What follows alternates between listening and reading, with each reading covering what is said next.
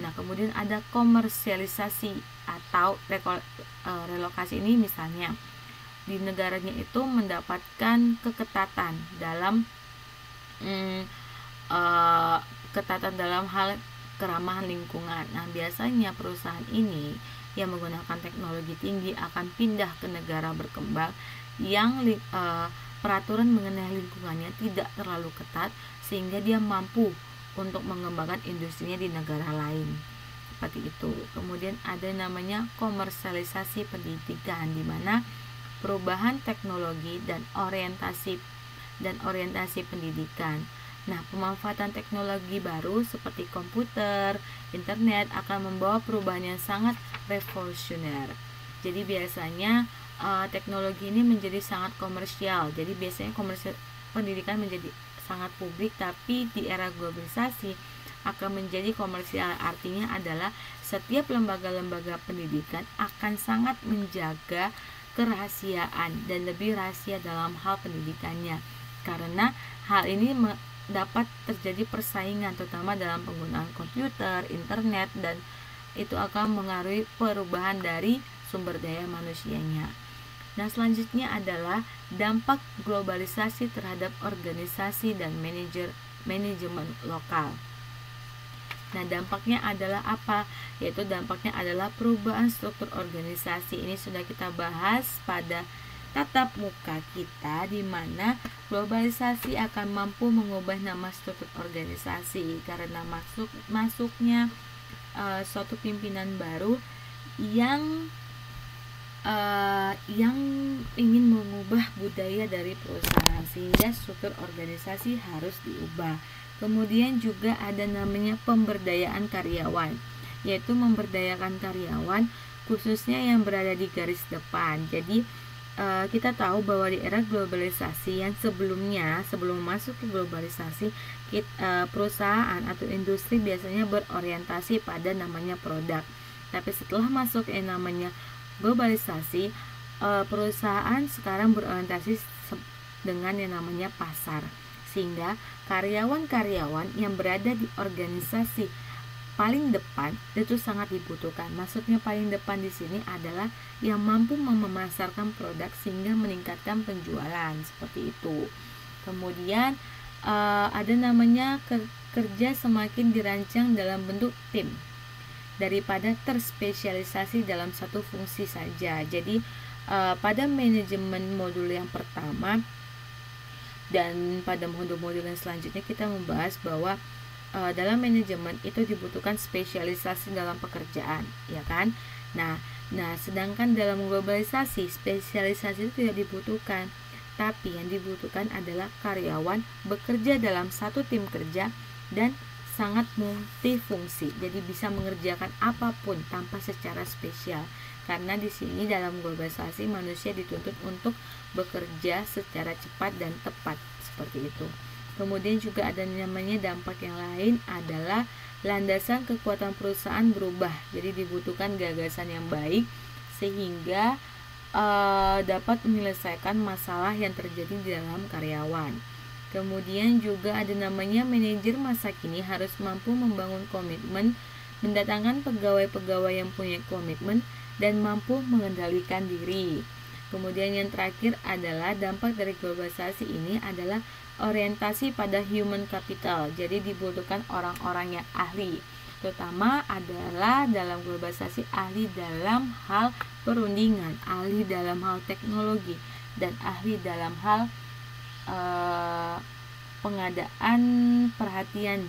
Yaitu pengadaan perhatian maksudnya adalah pemberian perhatian khusus terutama kepada pelanggan, seperti itu. Dan tutorial kita berakhir. Sampai di sini ada pertanyaan?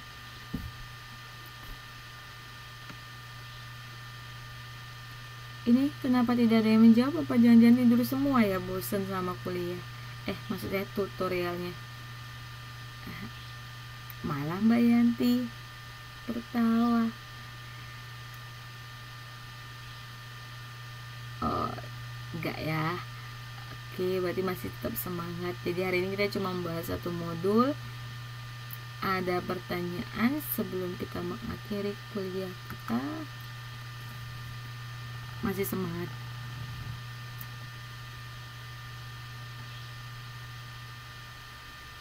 Oh begitu ya, nggak apa-apa. Mbak Salma, kemarin saya sudah install Microsoft Word-nya, udah bisa. Teman-teman yang kemarin pas waktu tatap muka yang masih mengalami kendala Microsoft-nya bagaimana jadinya? Ya, satu modul banyak banget, sama kayak 2 modul.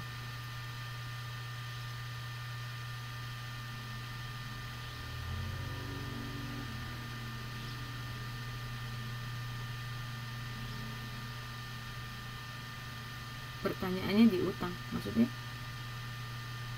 Ya, saya banyak utang hari ini. Saya ada utang pertanyaannya Mbak Suci, kemudian utang pertanyaannya siapa tadi? Mas Bagus ya.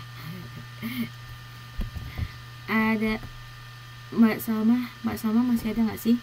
Kemarin saya nginstalin Microsoft Word tapi lupa bilang ke Mbak Salma kalau sudah selesai. Apa bisa dipakai?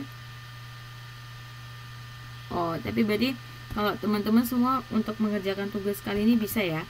Ya, ngetik di Microsoft Word ya, karena semua sudah punya. Atau ada yang masih belum punya?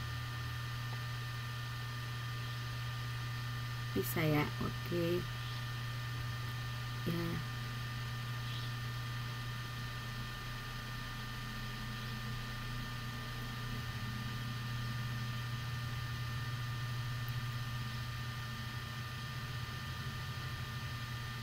Ada pertanyaan?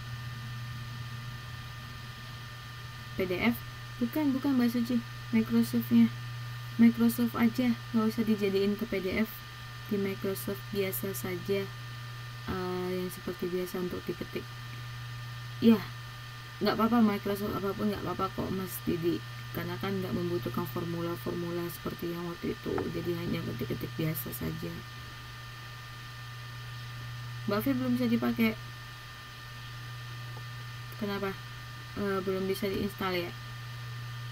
Wah. Bisanya pakai apa untuk ngetik selain Microsoft Word? Kalau pakai PowerPoint bisa, PowerPoint atau PDF bisa. Oh, dia punya Mbak Sama, udah bisa ya, syukurlah. Masuk di SkyDrive. Wah, saya nggak punya tuh aplikasi SkyDrive, Mbak. Oh, kalau bisa dicoba deh Mbak V, mudah-mudahan bisa dibuka. Ya, sebentar lagi kuliah kita berakhir. Terima kasih buat kehadiran teman-teman yang sudah ramai hadir malam hari ini. Ada 13 orang. Terima kasih sudah mendengarkan tutorial pada hari ini. Terima kasih sudah tetap semangat. Terima kasih partisipasinya. Terima kasih semangatnya. Teman-teman semangat, saya juga semangat. Dan jangan lupa dikerjakan tugasnya. Selamat berakhir pekan. Saya tunggu janjinya yang mau main ke Pintung, mengunjungi saya kalau punya waktu. Buat teman-teman manajemen. Oke, terima kasih yang udah meluangkan waktunya ya. Jadi saya sambil ya, selamat malam semuanya, selamat istirahat dan selamat beraktivitas untuk esok harinya. Boleh saya tutup ya, Wan An? Iya Mbak ya, Ian, Wan An. Ada yang baru masuk nih, Bunda Januari siapa? Baru mau ditutup. Bunda Januari siapa? Oh, Mbak Mariska. Oke deh, saya absen aja daripada ya sama-sama semuanya. Selamat malam. Bu Mbak Mariska, kuliah kita sudah berakhir. Nanti rekamannya bisa didengarkan di YouTube. Oke, selamat malam semuanya. Selamat tidur dan selamat mimpi indah. Bye-bye.